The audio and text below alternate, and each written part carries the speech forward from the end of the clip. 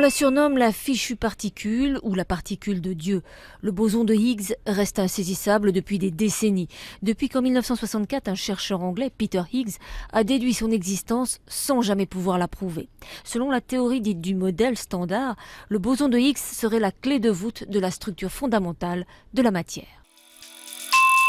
La matière qui nous entoure, à savoir les êtres vivants, sont composés de particules élémentaires. Cette pomme, comme toute la matière qui nous entoure, David, est constituée de petites briques qu'on appelle des molécules. Et dans la pomme, notamment, on trouve des molécules de sucre qu'on voit ici.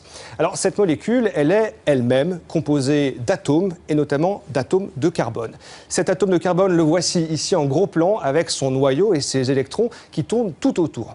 Eh bien, dans ce noyau, David, il y a encore des choses qu'on appelle des protons. À l'intérieur, on va trouver 3 quarks qui sont reliés par des gluons. Ce sont des noms un peu exotiques, certes, mais qui désignent des particules élémentaires.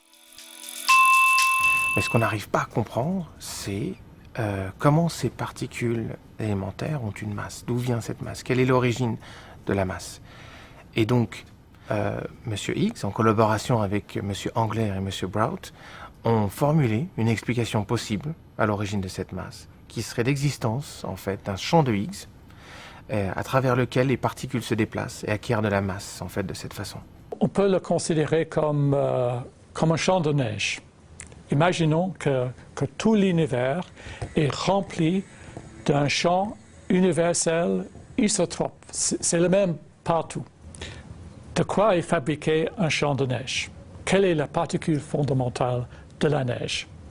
Évidemment, c'est le flocon de neige. Donc, dans le même sens, selon la théorie, il y aurait ce que nous appelons un quantum, une particule associée au champ de Higgs, et c'est ça que nous appelons le boson de Higgs. En 2011, quelques 400 000 milliards de collisions avaient été enregistrées dans le plus grand accélérateur de particules au monde, situé à Genève. C'était insuffisant. La marge d'erreur restait encore trop importante pour affirmer avoir découvert le boson. En avril 2012, l'accélérateur a repris du service et tourné à plein régime, accumulant encore plus de données.